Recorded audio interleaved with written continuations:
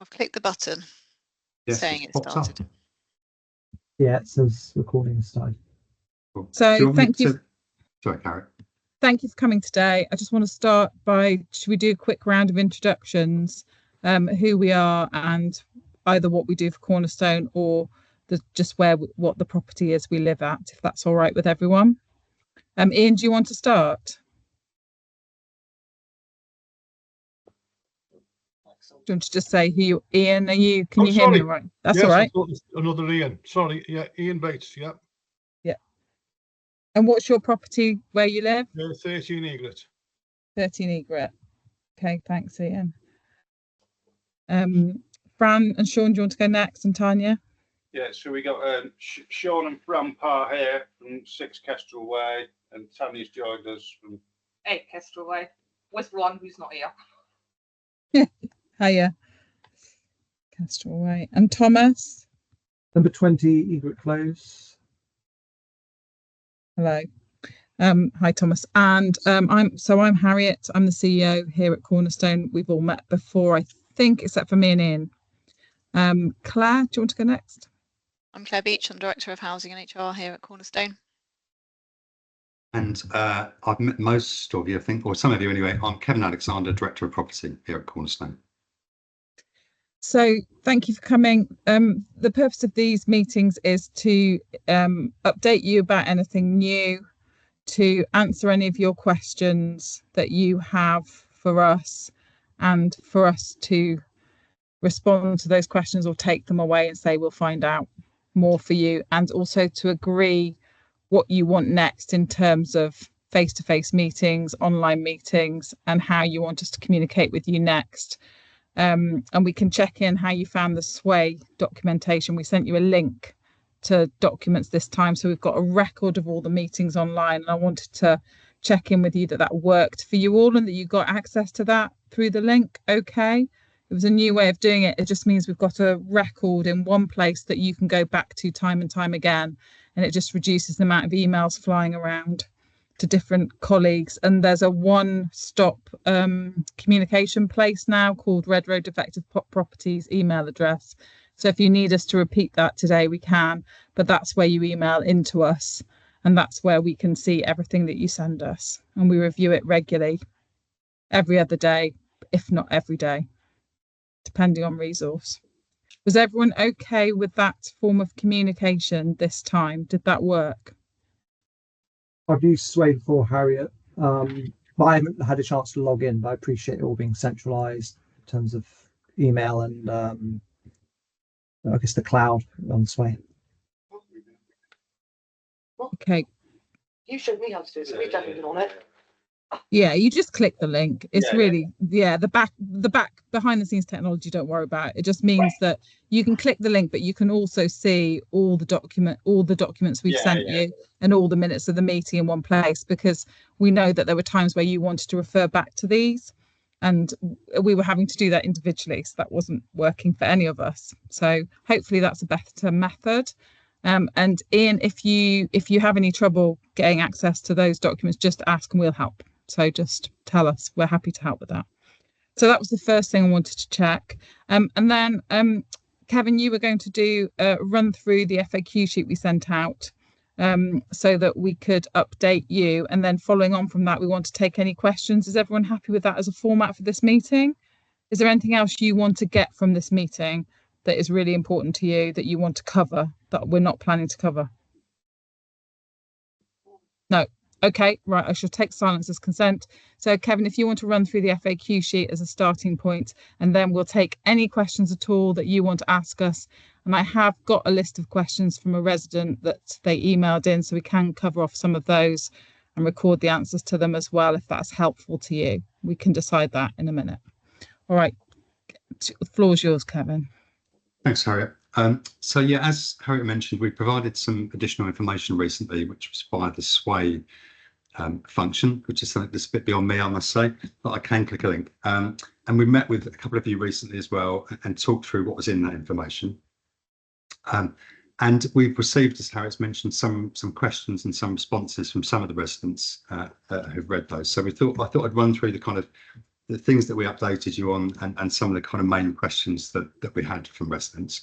I guess the only other thing to say is, in addition to some of the technical bits that I'll cover, at the end of that document was some additional information about our claim, the NHBC, and what we've done with our regulator. So I think Harriet will pick up on those issues at the end. We said we wanted to gather more information. And I guess we realised, I think particularly some of you are probably suffering from survey fatigue, and you probably see Cornerstone staff more than some of your own families in some instance. But I guess most of the surveys that have been done have been aimed at a very specific thing. Now, we're a landlord, and we survey people's homes every day and look at the whole range of issues in their homes and consider, who lives there and how the home's used and that sort of thing. So I guess we wanted to do, a survey for us that would capture all of those things, not just the panel issues, and where we've got everything in one place. Now we can share those surveys with you, and that would be, I guess, a useful kind of condition survey, a point in time about, where all the properties are with all of the kind of range of issues that are within them. So that was the survey that our South African surveyor Carl has been doing very recently. So I think most of you will have met Carl, and we've been doing those obviously at Kestrel, at Egret and Osprey as well. So we've also commissioned Kirkham Board, a chap called Simon, who's been in touch with a number of people to do some more surveys for our expert witness report for our claim, for our adjudication claim. So that's got to be a report that's to a particular standard and focuses on particular issues that are going to be included in our claim. So the reason we've done that is simply to strengthen our claim and make sure that we've got the best possible information and the most current information. Because what we don't want to happen is for Redrow to try and have items removed from the claim or to frustrate the whole claim because there isn't sufficient or current information. So that was the reason for that additional kind of survey coming down at the moment. So we also then went on to say that we wanted to do a fire risk assessment, which is another survey which is very similar, but would particularly focus on the panels in the loft. Now, your buildings, I think, aren't subject to a fire risk assessment as just domestic dwellings, but it gives particular insight into the issues around compartmentation and separation between the buildings.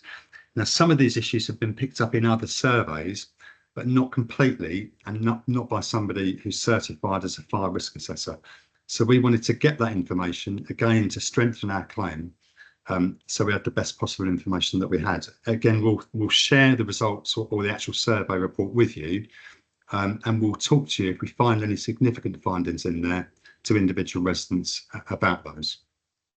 So that was the purpose of this fire risk assessment. Now, I've got to say, I'm afraid probably a lot of this is driven by me and my desperate need for data and to understand issues fully. And I guess, you don't have to give access for any of these surveys, but if you could, it really would help me get the full picture of what's going on in your properties and then help our claim plus any other resolution that we deliver to those issues. Well, so and just to add to that, Kevin, access is really helpful, because if we don't get full information on the properties, it means there might be gaps in our claim. And if you were Redrow, you might say, well, we're not going to fund where we haven't got an evidence base for it. So we think it's not only helpful to you, but it will be helpful to you in the long run to have a really good record of the condition of your property in full, so that when we go forward, we can have accurate information that we've stored on a database in a single place that we can share with you, that you can have access to for any future legal action, compensation claims, anything else you need and we need. So we think that it's a good thing that we're gathering this information. Okay. But I'm open to feedback on that. But we've got to get it right, because we only have one chance to get this claim in right. So I guess our desire for data went beyond surveys, as the PARs know, I'm sorry to say.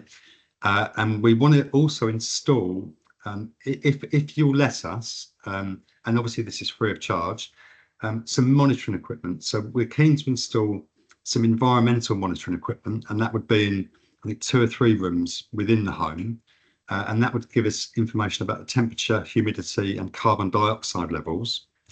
And that is provided via an app, and obviously the residents have access to that app so they can see the data about their own homes as well.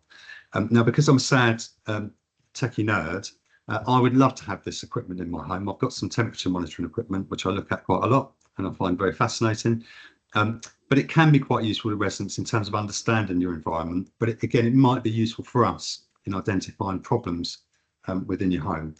And that's, as I say, to 2 or 3 rooms within the home, but also we'd like to install similar equipment in the loft as well. And you've got fire detectors at the moment within the home, and we wanted to extend that by linking another one within the loft space. But again, that's up to you whether you want that equipment in your homes. And obviously, you know, to be clear, we would have access to that data as well. So that was, I guess, in terms of the data that we wanted to collect. Now, we wanted to also undertake a gas safety check, and we've been asked a couple of questions about this by other residents. So we do this to all of our rented homes at the moment every year, so it's a legal requirement on us. And we use obviously expert qualified people to do that. And I guess we wanted to do it as a one-off for the shared owners too. Now, I understand a number of you have had your own gas safety checks done. But I guess, again, you know, I wanted to be absolutely sure where we were with everything in the home, including the gas installation. So we'd like to send one of our expert engineers to do a gas safety check, which includes a service, and he'll produce a report, they'll produce a report that tells us of any defects or any problems with the installation. And similarly, we wanted to do an electrical check. It's something that we need to do for our rented properties every 5 years. And we wanted to do it to your homes, again, to pick up any issues with the electrical installation whatsoever. So that, I guess, was the kind of core of the technical bits and the data that we wanted to gather. So has anybody got any specific questions about that? Yeah. Yeah, what you spoke about this temperature monitoring equipment to put in every room. What size would that be? Would it be an incumbent on the people that are sharing that room? So they're very similar to the smoke detectors that you've got at the moment. Fran, would you like to comment on that? Because you've got some. Say, do you want me to take the laptop and put the camera in front of it so you can see it? Yeah, I'll go. You're and do braver that. than me if you're going to go for that, Fran. We'll have a go. It's only in the hall. So there's the box that sends all the information back. So there's that one just in the hall. And then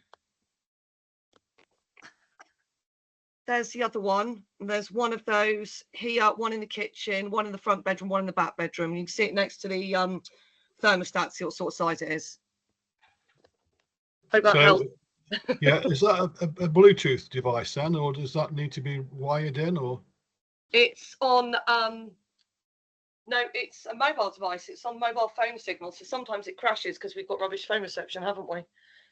But it's on mobile, so it's not on Bluetooth, it's not on my Wi-Fi, it's mobile. Right. Fran, thank you so much. That was a brilliant demonstration. Thank you so much. I thought that was easiest really than trying to describe it, wasn't it? Thank you. Does that answer your Thomas has question? Thomas has got his hand up. That's great. Thanks, Ian. Thomas. Kevin, you might be about to explain it, but what's the logical extension of putting this in? We're going to detect certain atmospheric humidity in the house, which backs up the claims. That the logic behind it. I can understand that one. The gas and the electrical checks, I'm not quite sure how that links to the claim, unless you're going to say, well, you haven't done this either. No, so I mean, I guess, you know, what we've realised is there's the problems with the spandrel panels that we all know about, and there's some other problems with your buildings as well. And I guess we've been focused on, you know, the damp patches on the ceilings, the panels. In some other properties, then we've worked out there's problems with the ventilation system, and there might be something that we can do about that to put that right. In 1 or 2 other properties, we've found some cold spots that have led to condensation forming and then mold growing. So, but it's all very building kind of damp and mold focused, Thomas. So I wanted to get a complete picture of the whole property. And I guess, you know, that is a little bit about me having to have all the information, but having worked for companies like Tarmac Construction and dealt with claims, construction claims, one of my jobs would have been to frustrate claims where there isn't sufficient data. And actually, when you're faced with an overwhelming amount of data that supports, I guess, a general condition position, it's really, really useful. So, Thomas, you don't have to listen to do the gas and electrical check, and it's another day of one of our people coming to your property, so that might be inconvenient. But if we can get complete information, I think that would be beneficial to us. And if we find that there's problems, we'll certainly tell you, and then there might be something that we can do to put things right. Thanks, Kevin. Sean. Yeah, I suppose the only thing that's concerned me really, it seems to be a bit up in the air who's responsible for the spandrel panels, and as we've discussed in the previous meeting, by looking for problems that we don't even know exist, if it does in the end come down to, you expect us to put right and pay for the spandrel panels, if we find further problems, are we going to just be expected to pay to fix those as well? I can answer some of that. The most important thing is that we know that you're living in safe homes that have remediated the challenge that you've got around the spandrel panels. So that's what we're focusing on. And obviously we will share any information we get. And also when we spoke to Ashford's, our solicitors, they were very, very clear with us that we needed to include all our concerns, everything, into any conversation with Redrow to try and get them to pay and negotiate for any legal process we follow. So it is important that we include everything. Now, it may be that the adjudicator, as we've said, may not agree to everything, or may say, we'll give you funding for this, but not for that. But that is entirely up to the legal process, which we can influence by providing really watertight information, really good quality, expert legal level information, which is what we're doing now and what we're preparing now. But what we can't do is predict what that outcome is. So it will just help. It will help you and help us in the long run if you have good data on your property. And then it's up to you, like any property, with what you do with it and what we can do with it. And we will want to help. So, Sean, I think to be specific, sorry to jump in there, that this, it depends what the defect is. If we find, we come and do a survey and we find you've got a cracked pane of glass, and because you've knocked it with the ironing board or something like that, that's down to you. Are we going to expect you to deal with it? Absolutely not. It's your house. If you've got a cracked pane of glass, that's up to you. But there is a lease in place. So if we went to a particular property and somebody's decided to remove all the internal walls and build a swimming pool in the front room, then obviously that's breached their lease. So there would be an issue there. But I think, when we've talked about some of the detail of this, there's some defects outstanding that were reported originally at the end of the defects period. There's some other defects that have arisen that we would really like to put right, because they're going to make the whole building better. And we've talked about the ventilation in your property specifically. So, that's where we're coming from. But I do understand your concern because you've got the lease. But I think, unless we found that there was significant damage to a property, then it's up to you what you do in your home. So if you came in and you found out that, we don't really think there's any issues with our electrics, you found out they weren't wired in correctly, and obviously the 12-month defect period is long gone, who would be expected to fund to put that right then? Would it be or would it be ourselves? Yeah, we did hold back some funding for defects from Redrow at the time. So it depends on the amount and the size of the defect. But if it was a relatively affordable job, then we've held that funding. We will do the defect. I think what Sean's saying is we don't want you poking about in it if it's going to cost us a lot of money, because this is already looking like it's going to cost us a lot of money, and we don't want you finding anything else. I think that's what we're getting at. I think we just need to concentrate on the spandrel panels and looking for problems that don't exist. It just seems a bit crazy to me, really. And ultimately, it's your homes. It's absolutely your home. So if you decide you want us to look at the damp and mold situation, but not to do the gas and electrical work, that a survey, then absolutely that is your home and it's your decision, and you just need to let us know.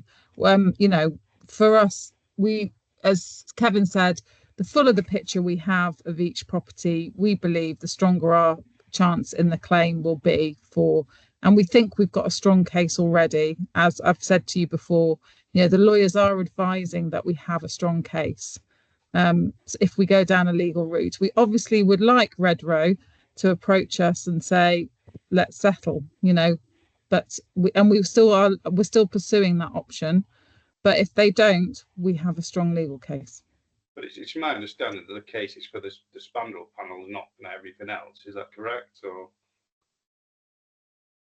say that again, Sean? So as far as I understand, the claim against Redrow is for the spandrel panels and the issue in the loft and the sort of damp that comes out. Not what are you claiming for other defects as well in the same claim, or? We are claiming in the same claim. We're claiming for where we've identified in the properties other issues with where there are technical issues created by the spandrel panels. So where they haven't been joined properly to boards, we're also claiming for the works to put that right as well. So yes, the spandrel panels connected issues and is on the list. So there's more than just the spandrel panels on the list. The of what electric and gas wouldn't come into that. They're not we're not claiming for them. No, we're just wanting to make sure that, you know, everything else is covered. Yeah, we're just trying to get in my mind the reasons why we're suddenly doing this. That's all. So we're doing a belt and braces approach. Yeah, we're just doing a belt and braces approach so that everything possible in terms of the home has been identified and captured so that we can provide full information to any legal case, and also to ensure that we get full support and to put those things right. So how much the retainer fee that you held back from you? Yeah, we've still got that, and we are absolutely sat there ready to spend on the defects. And how much is it property that you held back? You don't hold back per property sum, I don't think. I can't talk to that at the moment because I wouldn't be able to tell you the technical finance detail on it, but I can answer that as an outstanding question. Claire, if you just put that as an outstanding question and we'll come back to that. I don't think it works per property. I think it's like, here's the list of defects across all the properties, and then there's a nominal sum given, and I'm not sure how that's calculated, so we'll have to check with our developers. So Harriet, obviously a long time ago, I actually questioned the damp-proof coursing at the back, which is another issue. I was then told, yes, it will be dealt with. Then I got told, no, we're not taking on a new claims, which I then obviously replied, that is not a new claim, it's been there. Fran and Sean have got the same problem. I don't know if anyone else has. Will that be something to be looked at as well? Because obviously it was there pretty soon. Yeah. So Tanya, did you report that in the defects period? The damp coursing. Which I received, everything was ticked off from apart from that. And when they did in the whole property, that all the props came down, so they screwed them back up. Downstairs they sanded it down and repainted, but obviously upstairs they didn't. So when I received the email with the defect and the lease and that, they weren't on there. So I found that really frustrating because I have reported it a few times. Did you report it into our customer service centre, or did you report it on an email? Or because what I want to do is we'll check our records for it. Yeah, Tanya. Check your records, because I had a crush of. We both reported it at the same time, didn't we? Yeah. So it's just 1 minute it gets said yes, it's going to get dealt with. The next minute, oh no, we're not doing that. But obviously that's another defect. I let it drop because we were told that it wouldn't be covered and you wouldn't be dealing with it. So we stopped chasing it because I'm fed up of arguing with people. Okay, well, I'll tell you what, we'll go and look into that. So Fran, you reported it as well, and Tanya, you reported it. Fran, if you've got a record of that report, because I know you keep the emails, could you Fran, if it's easy to find, then it'd be great if you find it. We will also emails and see if I can locate it. Yeah, we will also look at our internal system. No one's had a change of surname, have they, in that period of time when we're searching? Because we'll search our systems for it. Okay, just checking, because that sometimes throws us. So we'll search our systems for that correspondence, and then we'll come back to you. We'll look at it and we'll come back to you. It might take us a couple of weeks to come back to you. on that. So that's noted, isn't it, Claire? It'll be through our development team that we identify, and through Kevin what we need to do next. Okay. Thomas has his hand up. Thank you. Right. Claire, if you could add my name to that, because when Anne came round, I did point out the course layer was very close to the floor level, so you can include me on that. I was only going to echo what Sean said, because that sentiment came across my mind as we're checking stuff in the property, not necessarily linked to the claim. Belts and braces, okay. But will we become liable further down the line? So I share that concern as well. If something's discovered, and I understand you kind of say, well, swimming pool, that's ridiculous, but if something reasonable, we can use this budget.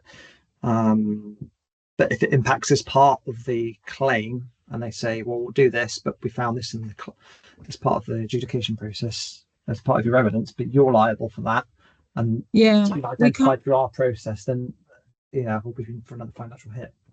Yes, Thomas, we can't add to the claim once we've submitted it. So if we identify everything, if there was something significant that was beyond a defect, so if it's a defect, we've held some funding, as you said, and we'll do it.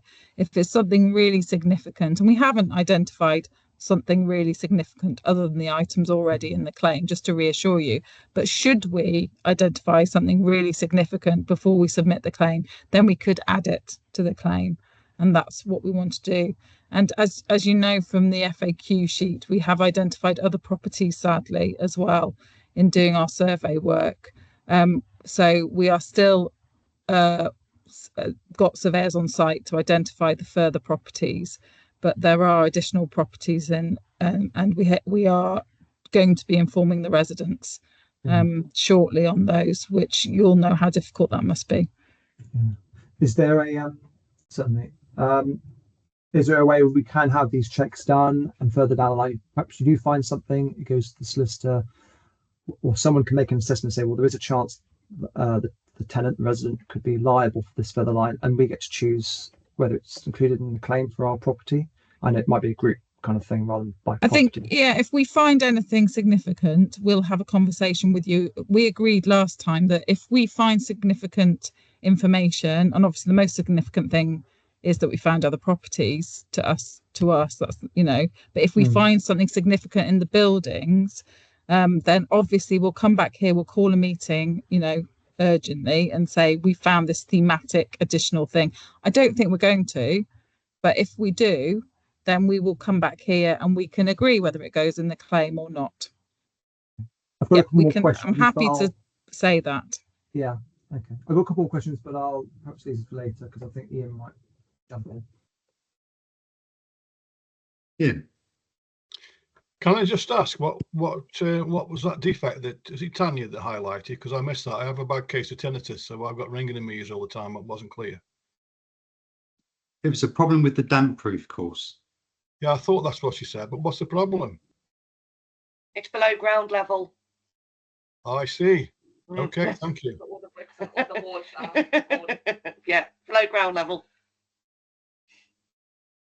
Nothing surprises me, sadly, on these properties anymore. Okay, so Thomas, you had a couple more questions as well. Please do go ahead. Ian, did that answer that question for you? Yeah. Yes. Yeah. Yeah, I know Kevin was kind of making a presentation statement. I don't know if you'll do the Q&A after that. Mine can wait a little bit. Kevin wants to carry on. I can jump in now. It's up to you. Kevin, had you finished? Yes, I'd finished. Thank you. So I'm sorry. Okay. I'm just wondering if identify the properties in Osprey Close. Are they going to be a separate claim, part of our claim? Will that lead to a delay if you say we're going to bunch these on X number of months, years, or whatever? Or... Yeah, good question. That at the moment we're still sizing how many properties. We're still working out how many properties. Our advice, the advice from the solicitor, and when we look at it, is it won't the actual putting in the claim, because we've already extrapolated the data. We've already got data on the properties. It shouldn't lengthen the claim process. We are doing 100% survey of those properties, but we've got enough properties surveyed already for the legal claim. So for what the solicitors need to put in the claim for those properties, we've got enough of each property type to submit the claim as is. So it won't delay. That's what the solicitors are saying. We've got the information that we need. Once we get the surveyor in, we want the surveyor to go into all the properties, because obviously, like we said, we want 100% survey for future records. So we never have to look for photos, records, we've got it all in one place. But that won't delay the date we put in the claim, because in terms of the legal claim, we've already surveyed a property of each type. Is that correct, Kevin? Correct me if I'm wrong. Right, that's correct. So, yes. So, Thomas, the answer is it won't extend the time period. We've already done that alongside, and because we've done all the difficult bits of calculation, and the thing that takes time is the expert level witness statements from the surveyor and the financial calculations. We've done the financial calculations. We're just awaiting the expert witness at legal level statements from the surveyor and witness statements that we have to provide. We have to provide about 20 or 30 witness statements. So as well as your impact reports, which obviously we have as well. And in the update you give, they said it read as if you're giving Redrow one more chance. And I'm just wondering, what's the rationale behind giving them another chance to reply? Yeah, we hadn't responded. They'd sent us a letter, and they'd had some queries in the letter, and our solicitor has said we need to reply to that letter. And in that letter, we're going to tell them we found some more defective properties. If we could get, the legal process is a time thing, Thomas. The advantage is that if we go through the legal process, before works happen, we've talked about this before, it could be 2 to 3 years, before we actually get into your property, we or somebody gets into your properties to do the work. So the advantage of negotiating and keeping the door open to Redrow is if they came up with an offer, a financial offer, then we could commission and do the work at a quicker pace. That's why we're keeping the door open, not because we love chatting to Redrow about this. We agreed with you, we'd go for the fastest resolution, and we're looking at all the options for what is the fastest way to resolve this. Fast, effective, done and dusted for the residents. That's what we're looking at, and we're looking at all those routes, because that's what I said I would do last time with you, and that's what the team are doing. Hence the activity you're seeing. Does that answer that, Thomas? Is that sufficient? Keeping all avenues open just in case one of them does bear fruit. Yeah.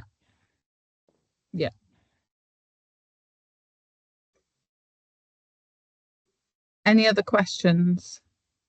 Hi, Leanne. Hiya. You just joined us. Hello. Hello, I was on a minute ago and then I lost it, so I came back on again. Sorry. I am here listening though.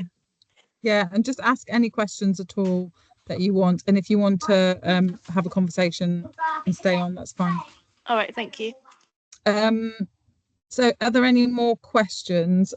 Kevin, you said I was going to come back and update on some other items. I wrote them down.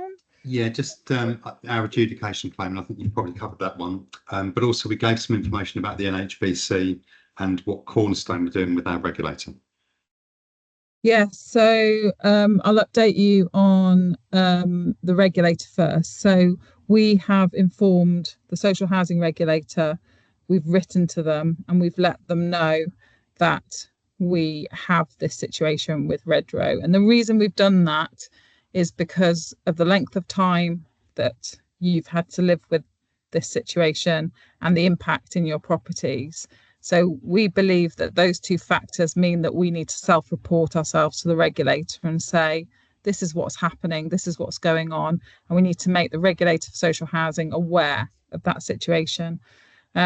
So we think that's the right thing to do, and we are awaiting a response from them.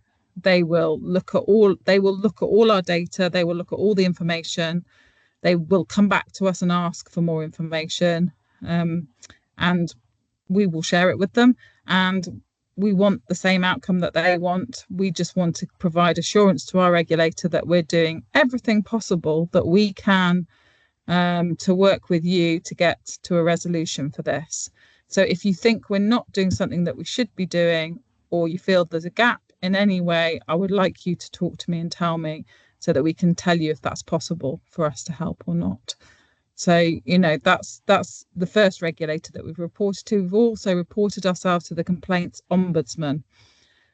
So the Complaints Ombudsman oversees residents' complaints. So if you have a complaint that reaches Ombudsman level, that the Ombudsman will look at your complaint, and we provide you, once you hit stage 2, so you have to go through stage 1, stage 2 complaint, and beyond that you have the right to go to the Ombudsman.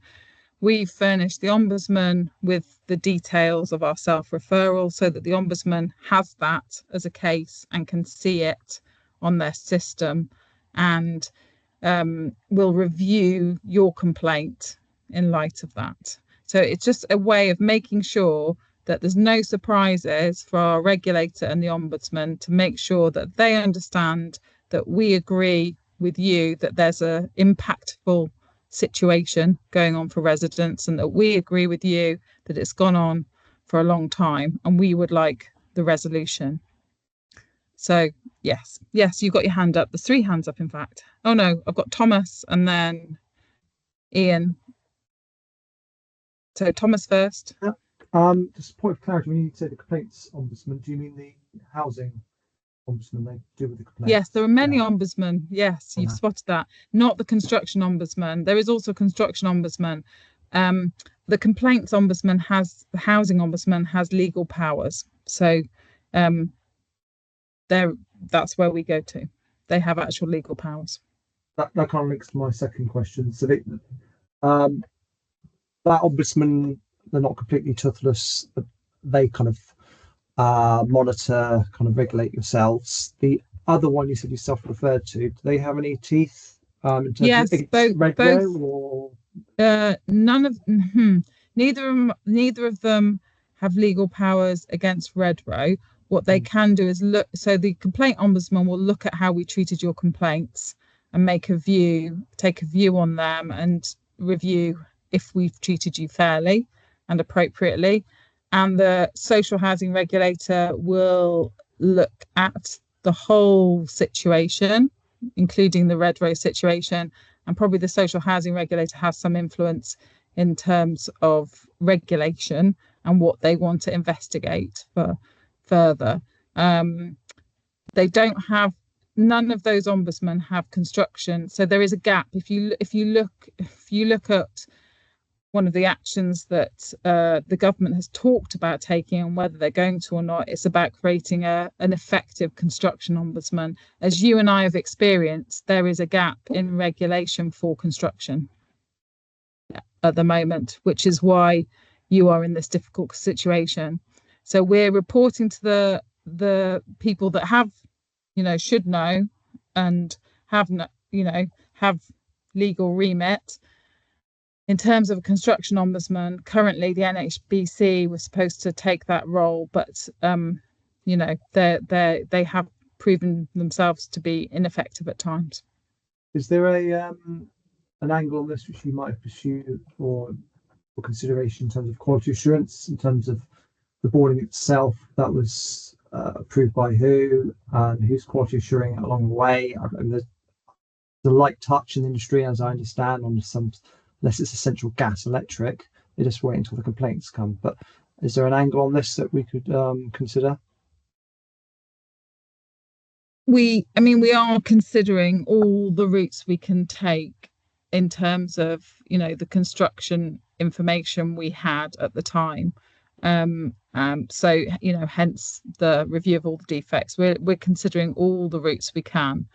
I think we can't, the focus of our energies needs to be on the adjudication, because that's where we're most likely to get a result, or any other option that we're considering. So we're pursuing the NHBC, we're we're pursuing the Redrow option in the adjudication option, and we'll consider with our board all options we have open to us to get your properties fixed and put right. So we are looking at all those possible options. So And something like robust details, which signed off on the wall works. There wouldn't be any point pursuing. Yeah, a lot. Yeah. I mean, yes, we will look at all the possible routes we have, including sign off of robust details and sign off certification, and see if they would be in a course open to us.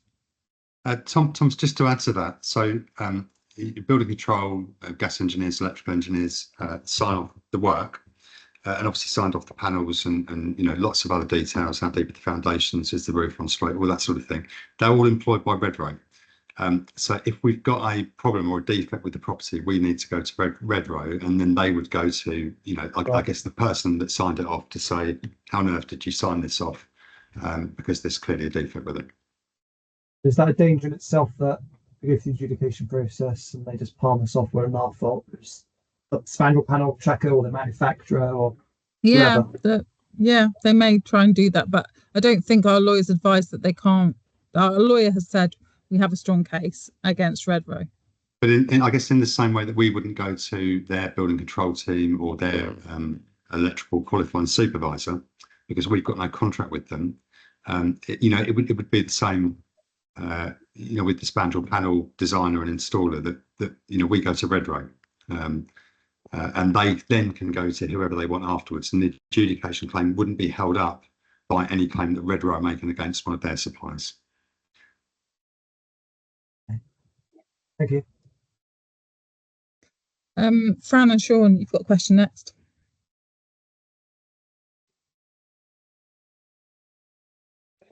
I think. Sorry, Ian was before, was it? Oh, yes. Okay, sure. Sorry, Ian. Apologies, I'd missed the numbering. Hello. No, it's okay. Maybe you've answered the question in part, but maybe you can add to it, because you said that you've informed the social housing regulator. My question was, what weight do they carry behind the complaint, and would that help the adjudicator? Yeah, the complaint, no, they don't carry any weight around the complaint. The only people that have weight around complaints, and it's that oversee how we handle complaints as a housing provider, is the housing complaints ombudsman. So they review how we've handled your complaints, and that's why we've self-reported to them. The social housing regulator regulates our compliance with a whole range of governance areas, including financial viability. So they would have interest in, could we afford, to carry out the repairs? They would be interested in our approach to you and our care for you as residents. So the regulator for us, they regulate us. So the regulators we've reported to ourselves regulate us. That none of those regulators regulate Redrow, unfortunately. So the only way for us to get redress from Redrow, which is the correct route, is us to take either Redrow to fall on their sword and give us, the funding to put your properties right, or for Redrow and to admit liability, or for us to take Redrow through an adjudication process and then a court process to enforce the adjudication. And that's the route we're obviously taking. We're looking at the moment, as I've said, we're looking for the speediest option, the fastest option that's going to get your properties put right. And that's why we're preparing all these legal materials. And that's why we want them to be in really good nick, because they've got to be, we don't want to have a court case. We want a court case that is successful, and you get an adjudication case that is successful. And then we have one bite at the cherry for that. So we need to make sure we get good information on your properties to submit through surveyor, so our expert surveyor, and then we can submit them to court. So that's what we're doing at the moment. There isn't a route through the regulators that I've just talked about for you to get redress and your properties fixed. That isn't on offer. The offer is through, the offer to get things, the only way to get things right for your property is the route we're taking. Yeah, so in layman's terms then, you're saying you've got a plan B in case plan A doesn't work. Yes. So we've got a plan A and a plan B. Yeah.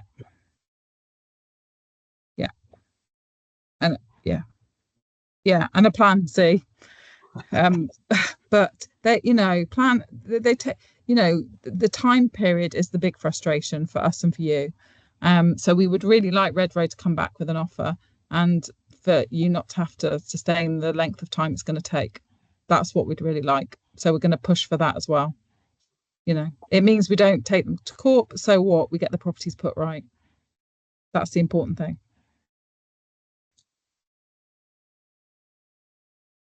Fran and Sean.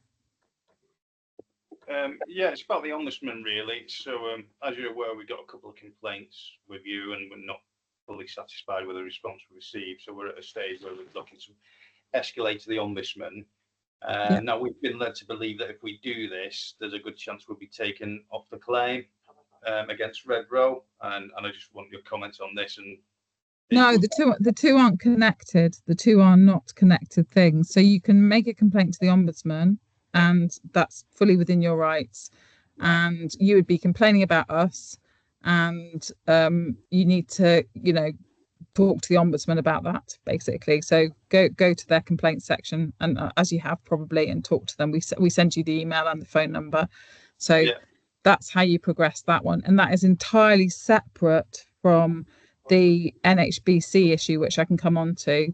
The NHBC issue, which is entirely separate, is to do with the fact that we've been told by the solicitor very clearly that we can't have two claims. We can have at the point where we can have two claims running, but at the point where the NHBC start work on a property, if they were to start work on your property, then we'd have to remove you from the Redrow claim, because we're not legally allowed to claim for works that are happening.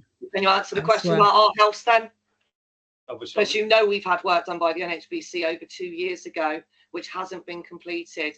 So are we wasting our time sitting in on these meetings?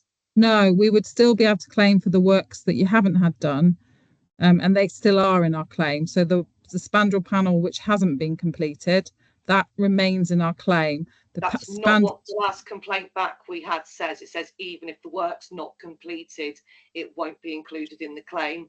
Well, that's a slight... Okay, so if they started work on the next spandrel panel, so you've got two spandrel panels that are at fault in your property. One they've done and it's resolved. So the NHBC did work and it resolved it. Well, not fully. We've still got massive wet patches, but they've done it. They've done it. We've been told multiple times that the work they've done substandard and would be redone, and now we're being told that's not going to happen. So we're kind of like, well, okay. So if the work, so that work they are then liable for. So the NHBC, once they start work on your property, that spandrel panel they are liable for, whether that's and we can only claim for the panel that they haven't done works on. So at the moment you're in our claim for the panel that they haven't done works on, and you're fully in our claim for the compensation, and you're fully in our claim for any associated costs around it. But obviously if the NHBC then started work on your other panel, we would have to remove that part, because we're not allowed in law, we're not allowed to ask for money if they're already spending money on the works in your property. It's not allowed. So it's not a choice by Cornerstone. We can't do that. Are they allowed to come back and complete the other side then?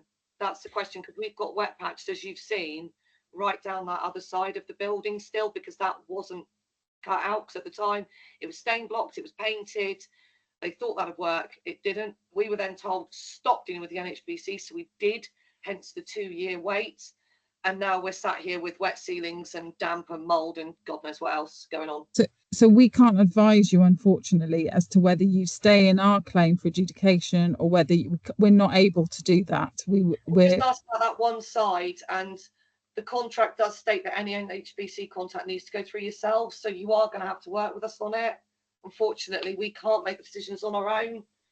So Fran, we're really happy to support it, but it's your decision. So if you tell us, not according to the contract. We can't carry out anything without your say. You need to say so. We can't do anything. I've been through it with a fine tooth comb. I think we'll take this up at another time because this is. Yeah, let's review it. Yeah, and we can, yes, exactly. So let's review it. But my understanding is that we're still waiting to hear from the NHBC ourselves. So just so you know, we're waiting for them. We offered them 2 meeting dates and we haven't heard anything back. So we are waiting to hear from them ourselves. Obviously, you met them on site, Fran, and thank you ever so much for letting Kevin in. The decision as to, you know, because it is a big decision to make if you stay in our adjudication claim or you pursue the solution with the NHBC. You know, there are some things to weigh up for you, but we wouldn't be advising you on which to do. But you're right, if you do anything with the NHBC, you do need to let us know, you know, and you have to work with us. But at the same time, we wouldn't be telling you which choice to make. That's not possible for us to do. Well, this is the issue we've got. Is the other side obviously is in with your big claim that includes all of the properties. So if you decide not to go with that, then that side's not going to get done by them. We're just concerned about the other side and where it leaves us. That's the main thing. We're going ahead with our adjudication, and we're looking at other options in the meantime. So we're looking at all the options that we can consider to get your property fixed. So would we That's have an what we're doing. individual basis? So say 50% of us have, say the best case scenario, the NHBC say we'll take on the work. Would it be an individual house basis? Would 50% of us say we'll be able to go with the NHBC and the rest of us stay on the claim, or yeah, I mean, it will be entirely, it's entirely up to, you know, the minute the NHBC, so you can both be in the claim and you can run both tracks until the NHBC start work on your property. The minute they come in and start work on your property, you have to come out of our claim. So you can. But assuming it's just the one side they start with, the other side could stay in, yeah? Yeah. Yes. Right. That clears it up. Right. Well, we'll move on. Like I say, this is only really mine and Fran's issue, so we won't bore everybody else with it. Yes, and just to say, you can ask me if you've got any questions that you specifically want me to ask our solicitors that relate to that. Just send me an email with those questions, and I will put them to our solicitors as long as they're brief. And you know, because we're charged by the hour, as you know, as long as they're brief and as long as they're to the point, we will ask our solicitors those questions on your behalf and see if we can get an answer. But what we can't do is offer you legal advice, and what we can't do is offer you advice as to what to do. That's not possible for us to do that. We can tell you the implications of each choice.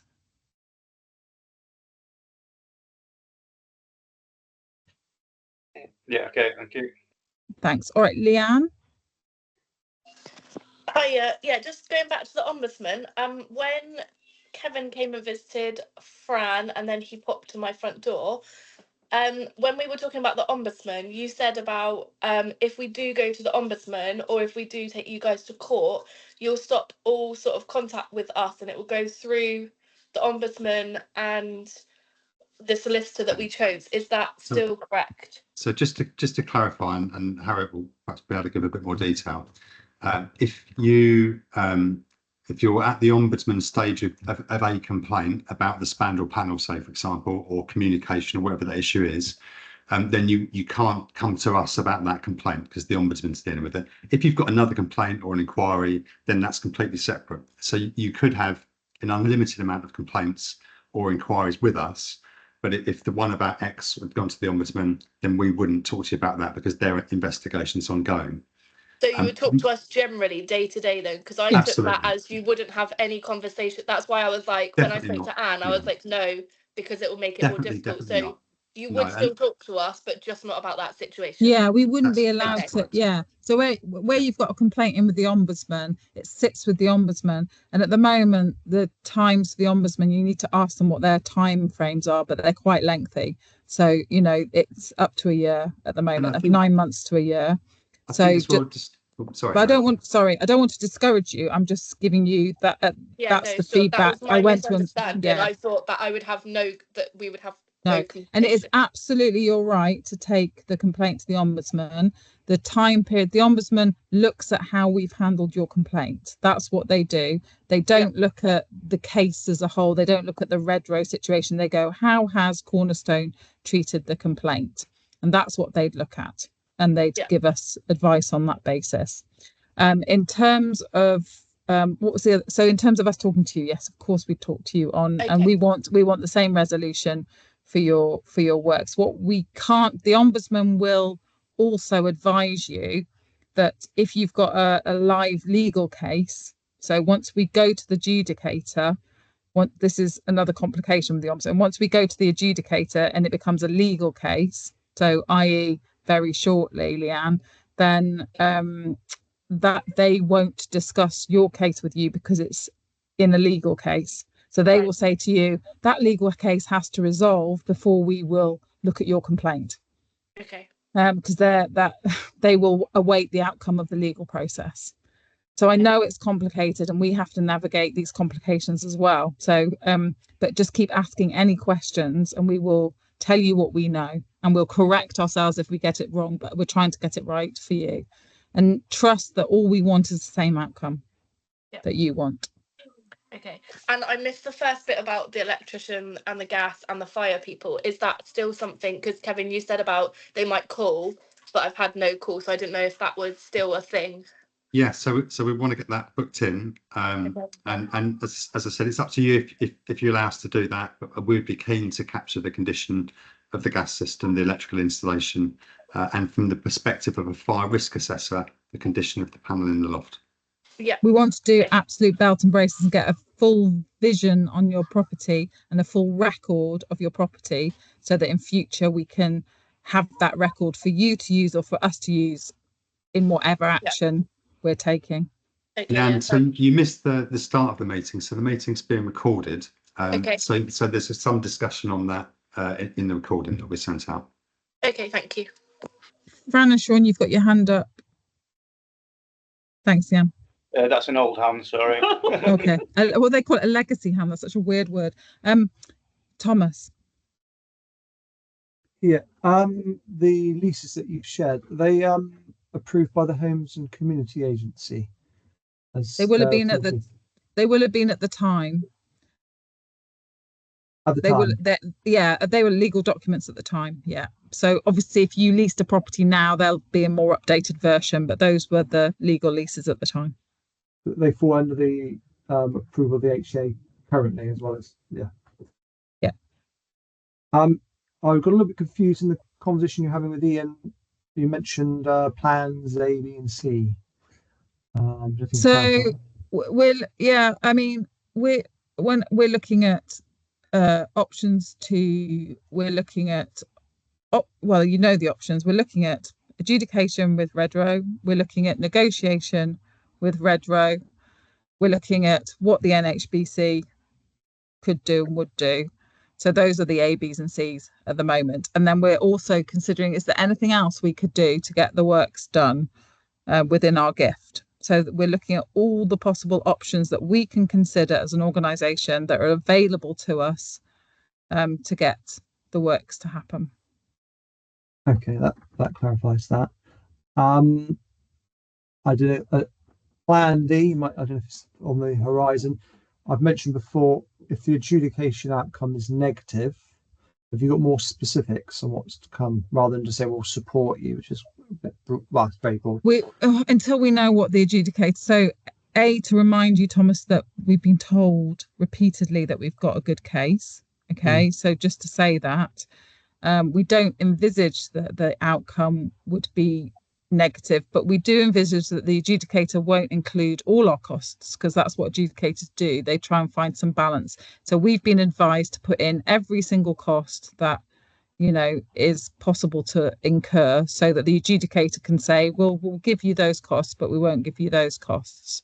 So we are putting in all the costs that we know to be true and genuine and have witness statements, and we have to map them back. So for example, if we decanting someone into another property, so if you had to move out of your property and go into another property, what would that cost us, and what would that cost? So we have to include all that, and we have to include fees and everything. Are So we still including the elements which are less objective, kind of subjective, kind of the emotional stuff? Being so the advice, inconvenienced, yeah, the advice, etc. the impact statements and the compensation costs, which are the emotive bits, we are including on the advice of the solicitor. Yeah. So we've asked the solicitor if it would negatively impact our case if we included a compensation request and a decanting request and so the compensation is the most emotive, and we've included a nominal amount for those things because that's what the solicitors advised us to do. So we're doing that. Okay. He says it won't affect it negatively, if that makes sense. He says to do Okay. it. And do you have the latest position on the Redrow Barratt Homes possible merger? Could that impact on our claim still? The red, we don't. So I think that's still with the competition authorities, and I don't think. I think if I'm honest with, it's really I don't know. As the answer is, I don't know, Thomas. I don't know. You know, I certainly think that Redrow wouldn't want strong levels of publicity around this, but do they care really if they're willing to build houses like this? I don't know. I honestly don't know. We haven't had enough interaction with Redrow to understand what their thoughts are or why they stopped offering the work in September 23, which is what happened. You know, up until then, they were going to do the works on your properties, and then they pulled out, as you know. Will we? I suppose the query around that is monitoring that in case Redrow as an entity ceased existence and becomes part of Barratt Homes and reboots the claim. We're now dealing with Barratt Homes rather than Redrow. Yeah, that is a material risk. We've talked to our solicitors about that, and yes, we are monitoring it through our solicitors as to whether that. Okay. But again, we don't have access to the insides of those companies. So, you know, the solicitor said, you know, so that's why we're setting timeframes and trying to push forward on the legal action as fast as possible, so that we mitigate that risk, because there is a risk that if they become Barratts, then we have to start all over again. But at least we'd have all the evidence there. We just have to change who we made the claim against. If they went bust, it would be an issue, obviously, as well. Yeah. You mentioned negative publicity there. Is that a possible thing you're considering? Because I noticed in the article you shared about the damp of other Redrow homes, that publicity was one of the reasons that they had gone into fix it, i.e. they've been publicly shamed. Are you suggesting that we could use this in future? I'm certainly, I've had conversations with the chairs, and obviously at the moment we want to keep our powder dry while we're still wanting Redrow to settle with us. So we still would like that as the fastest solution. So we'll keep our powder dry for a little while more, but certainly we've had some board level conversation about that. Yeah. And the impact of negative publicity. Yeah. Thanks, Harry. I think Sean or Fran, Tony might have a hand up again. Yeah, sorry, me again. Just with the Ombudsman, you say you reported yourselves. It seems a bit of an odd thing to do. I'm just wondering what the reasons behind this and what exactly have you reported? Good question. For? Yeah. What is reported? Yeah. So basically it's best practice to self-report if you think that there is an impact. So, you know, what I said at the beginning was if there's a level of impact over a period of time on residents, you are expected to self-report. So and I go to ombudsman meetings, and I go to, you know, I've met regulators, and they tell us you need to if you've got issues in your properties, we don't like surprises. We like you to tell us in advance. So best practice is that we tell them in advance, and we say, we've got some serious issues in our properties. We want you to know. We don't want you to find out by accident. And it's much better for us to have pre-reported that and to be able to work with you to put it right, not on different sides. We're on the same side. We want what you want. We want the outcome that you want. We know you're frustrated. We are frustrated. We know you have to live with it, and we don't have to live with it day in, day out. But we do share a level of frustration about what's going on. so it's just what we should be doing ethically and morally, is reporting ourselves. So it is a thing that happens in our world, and it happens across the board. And it's what you know, Rochdale Homes is what they should have done. It's what people should do if they know they've got a problem. It's what housing associations should do. So we're doing what we should What did you do. report for though? That you provided substandard houses, or That it's taken too long.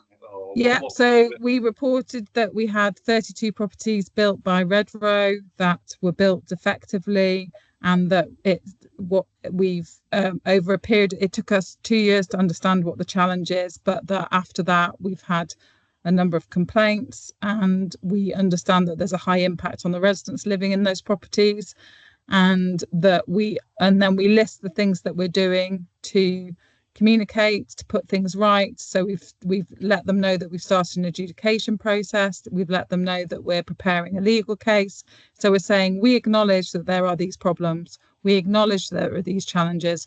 This is what we're doing to put it right. And we're listing all the things that we're doing to put it right. And it's a way of making them aware of Redrow, to put it bluntly. So although they're not under the same regulator as us, well, obviously the housing market would get to understand what was happening through those, because they get publicly reported on, self-referrals get publicly reported on. So it's a way of making the regulator of social housing aware that there is a challenge with Redrow, and that we've also said in our self-reporting that there may be other properties along these lines, because there may be other residents living in other properties, and you saw from the press that there could be similar problems. We don't know, but we think there could be similar problems in other properties built across the country.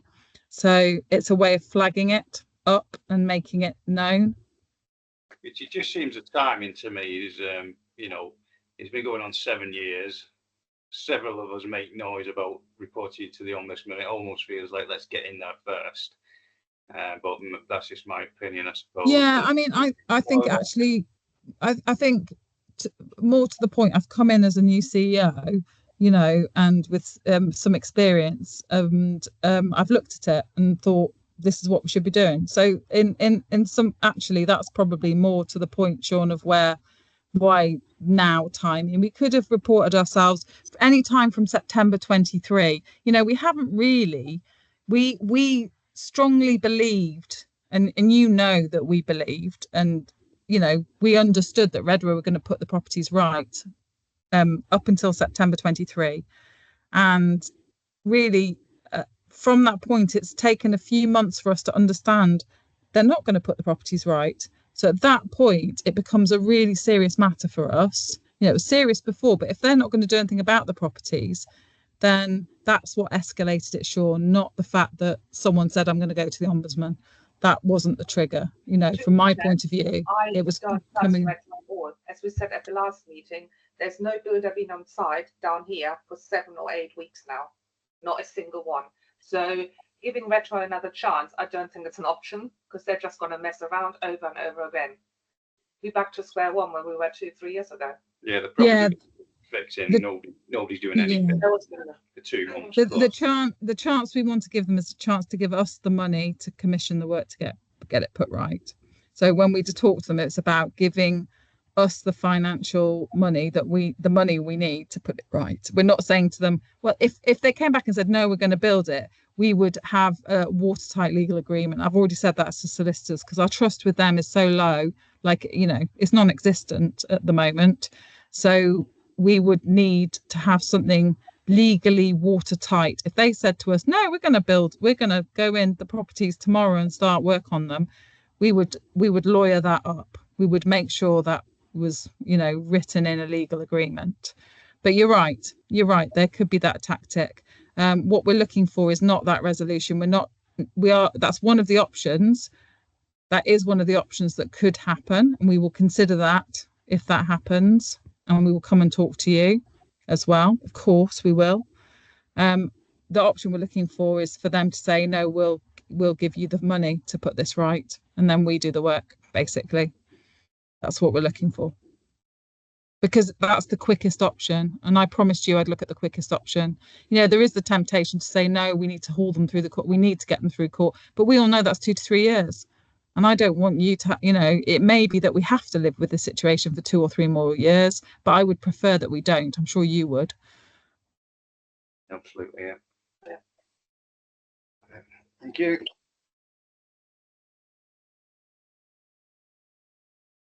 Any other, Thomas, who's number 1? I can't see who's got I'm blocking out. I'm number 1. I think Sean's. Oh, great, Thomas. Yeah. Hiya. I'll try and make these a bit more quick fire round. That's all right. Have we got any discussions underway to have an HBC representative at a meeting with residents in the future? Anything active in that area? I mean, yes, we've had emails between us and we're waiting to hear back from them. We obviously asked them about GDP, data, you know, freedom of information. So we sent that and you saw the response. And the last emails we had with them were us requesting some meeting dates. They came back with some dates. We said yes, and then we set up the meeting. Then they said we can't make those dates. And then with their technical person, and then we sent another lot of dates and said, here's some other dates we can make. And we are waiting to hear back from Lucy Harris. And we asked them for a resident meeting as well. They asked us for some information, and we've told them we can't provide the information because it's prejudicial, legally prejudicial at the moment. So that means we've checked with our solicitors, can we provide the NHBC with this information? They've said no, because that would destroy your negotiation with Redrow. It's under a legal matter, so you can't. So we can't. So we've gone back to the NHBC and said we can't share you all the documentation because it's sub judice, which means it's going through a legal process.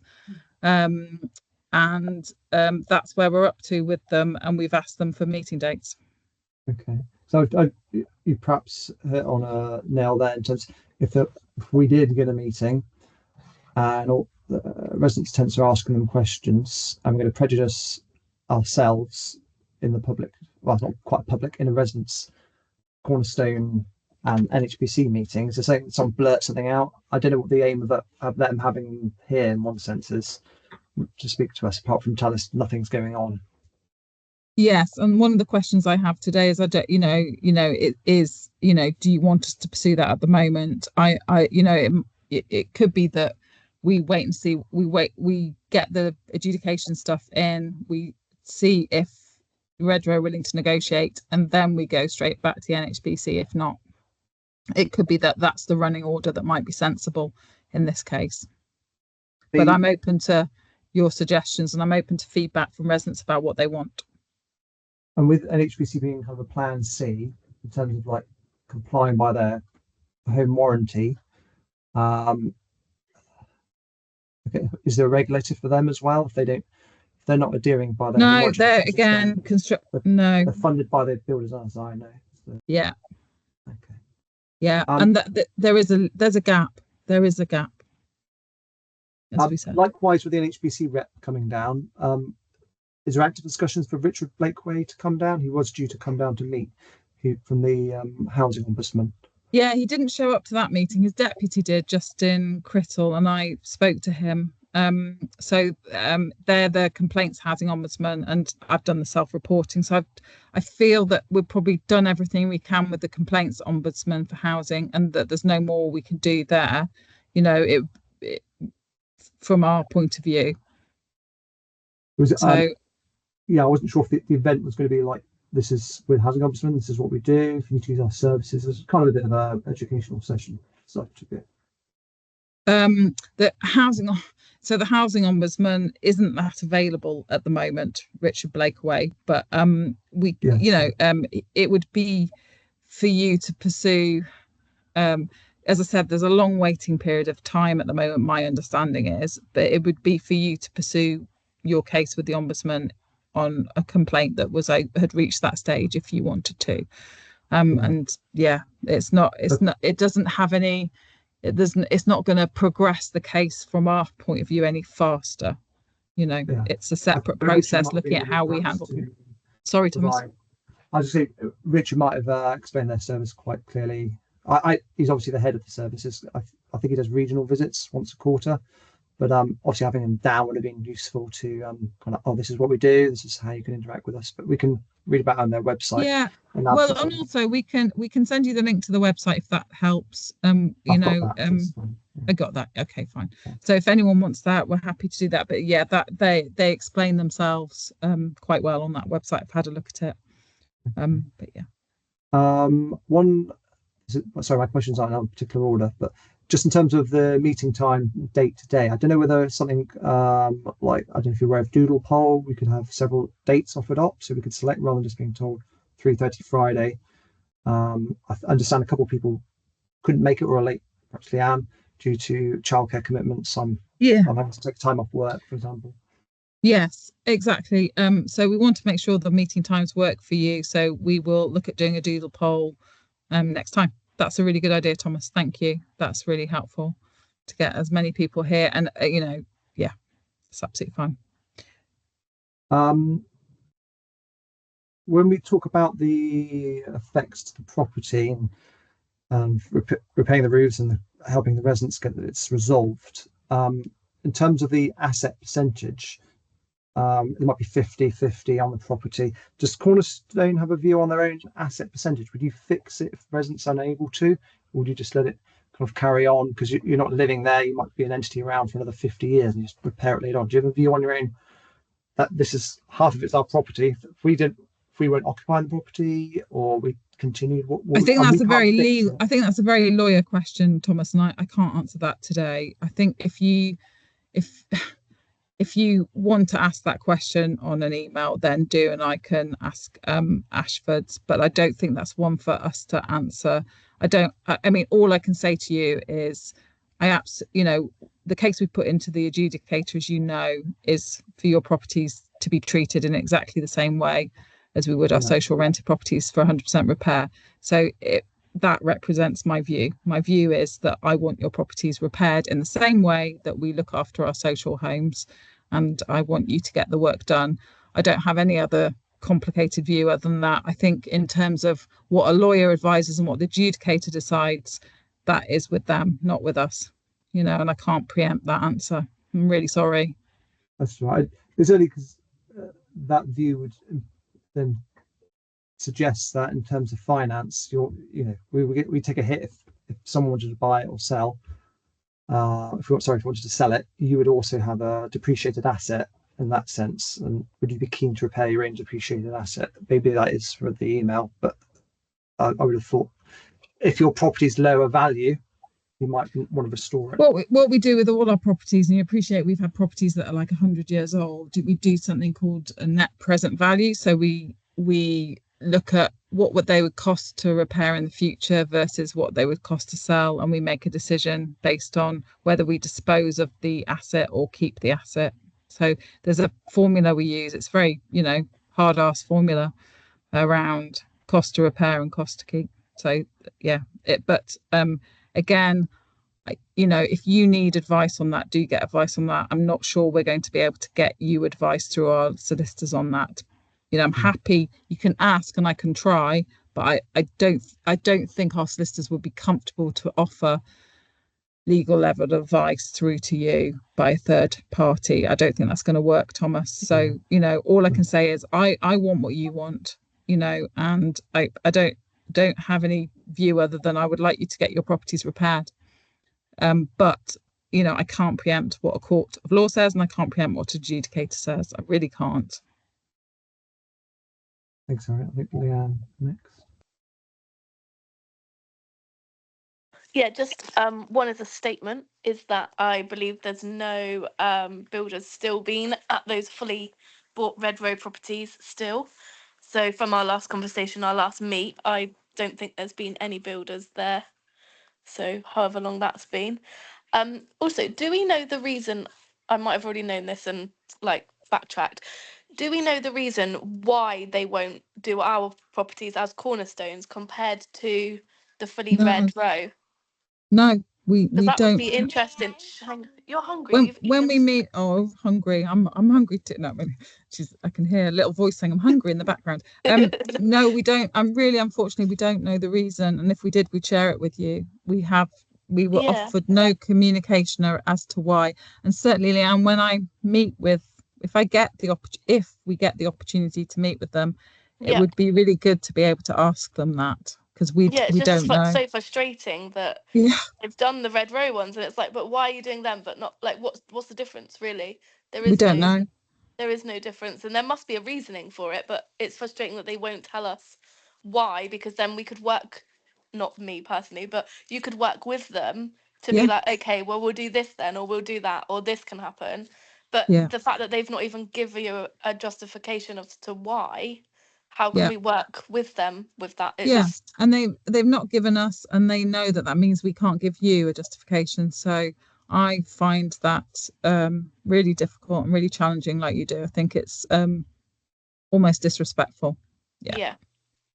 Okay, thank you. Any other questions? Anyone else for any more? So yes, Thomas. I just wanted to clarify some of the stuff that perhaps we can provide to you. So I know some people have done a defect check and return. Perhaps you can highlight anything on there. I think I mentioned earlier the damp-proof coursing to Claire. Impact statements, compensation information. Are you still requiring those? What a solicitor said was, we don't want to further burden the well-being of our residents. So only if you want to and you're happy to provide an impact statement saying this is the impact, then do that. I asked if it would make a legal difference to the case. He said he can't guarantee that the adjudicator would read them, but that we would submit them. And sometimes it does and sometimes it doesn't. So I don't want you spending hours and hours of your time emotionally going through. We have what we need. We've got 2 impact statements. Thank you, Fran and Sean. And we've got another impact statement. So if you would like to, and you would like to have your voice submitted in the impact statement, then please do. What I don't want to do is add to stress or well-being impacts by asking you to do that. And the lawyer said, can't call it whether it influences it or not. Okay, and likewise the home surveys, is that part of the claim? We've also got the bit about the electric and gas. Is that part of the same survey? Do you want to comment on that, Kevin? I'll just unmute myself. Sorry about that. No, Thomas. No, that's just really so that we can get a complete picture about the condition of the properties. And I guess just to kind of respond to that as well, and I think Sean mentioned this earlier. I guess we're learning from this experience, and I think what it's teaching us is that maybe we need to do more when we purchase properties to check the conditions. So we're not just going to be doing these things to your properties. It's something that we're looking at in terms of policy for new developments that we take on to avoid these problems coming through in the future. Yeah, I mean, we've never had this situation happen before in our history at Cornerstone. So I mean, I know that's not comfort to you, but obviously we'll want to make sure it doesn't happen again. As I suppose going further back in the supply chain, is you could have come in the first day, 6 months later, a year later, the spandrel panels would have been possibly bone dry at this point because we've had a seasonal change. There's no quality assurance mark on them, as far as I know, they're all made in PRC. So I don't know how you'd have detected that unless there's better quality assurance further back, which isn't going to happen. Yeah, I think with the spandrel panels and with new methods of construction, there are always going to be surprises, but obviously we're going to make sure we understand any new methods of construction. It was during COVID, the time, there's all sorts of reasons why, that we didn't have the assurance, but yeah, and some stuff you can't know until it happens to you, unfortunately. And this is probably one of those cases, but we will be carrying out really good property checks in the future. So essentially you have everything you need now, unless I want to put on some bells and whistles, update my statement. I'll give you an impact statement, or you come into the home and perhaps put those extra checks in place in terms of gas stuff. They're kind of optional, but you'd welcome that. Yeah. Okay. What is less optional is letting our surveyor in to do the damp, to look at and if our surveyor comes in needing to resurvey properties, we want to encourage people to let him in. Yeah, that's Simon, isn't it? Kirkham. Yeah. Yeah. Again. It's for legal. Yeah, it's the expert legal level stuff we need, Leanne. I know he came in before. We just need to get access for if he's already done your property, Leanne, then don't worry. But by again, I mean this time round in the last few weeks. You know, Oh you no, do he need hasn't to. done mine recently, no, but Okay. he has done it about 5 times before. So you probably won't need to do yours again because he'll probably have all the historic photos on record. So Yeah. hopefully you've got away with it. But we are doing 100% surveys now of all the properties. So just I so have we've got another everything on question. record. Yeah. Shall we all go home? Mhm. That's my last question. Shall we all go home and call it a night and see? Because else we'll just talk about it all night long and it won't get us anywhere. It just winds everybody up. So let's enjoy our Friday. And oh no, Sean's got his hand up. We can't. Sorry, Quick one. it's just a very Sean, there's quick one. always Just, one. Obviously, a lot of us have children, and we've got the school holidays coming up. So we just ask, you know, as much notice as possible if you need any of these appointments, and you know, you might have to work with us a little bit. It's not always easy. We Job. also have small bottoms at home with children. And you can just say no to us and we'll record the meeting for you. And if it just doesn't work, we want to have meetings at times that work for you. So we'll do the doodle poll. We'll try that next. We're trying to keep you updated only when there's something material because we agreed, you know, but we thought It's the meetings and the visits, you know, the sort of everything else is going to have to be planned around our children. The visit, yeah, exactly. The visits are the visits of the surveyor are important to the court case. So I do hear what you're saying. We can't submit our court material until we've got those visits done. We're happy to have the visits, but they'll have to work. We're away quite a bit with the children, and that takes precedence. Totally understand. Totally understand. And definitely have your summer and definitely have your enjoyment. And I apologise for the intrusion. I really do. And, you know, please, we will try and fit around you as much as possible. Anything else? Any more, Thomas? This will be the final one. Sorry, Leanne. I just wanted to clarify. Are you sure? All right, go on Yeah, then, quickly. Kevin, the tech you said could be put into the room as a suggestion. Is that to look for carbon monoxide, temperature, damp? Is that forming part of the claim, or is that going back to that kind of gas electrical checks? Yeah, it's really just to give us, I mean, a complete picture. And I guess, you know, it's really useful equipment. We put it in one of the other properties into the PARS, and it's been quite insightful. So it's not, you know, certainly not obligatory, but it will give me some additional data, and you know, it might give you some insightful data as well, Thomas. Thanks, Kevin. I think that's everything. Okay. Go and have your Fridays. Anyone for any else last thoughts? Do use the mail box if you have any questions. We'll look for another 3-4 weeks to see if we've got material update for you. If something massive happens, we'll ask for a meeting earlier because we promised you we would. Do you want anything different from that? Tell me now. Do you want face to face next time, or do you want online? Face to face if something positive comes about. Face to face if something positive comes about. Okay, definite.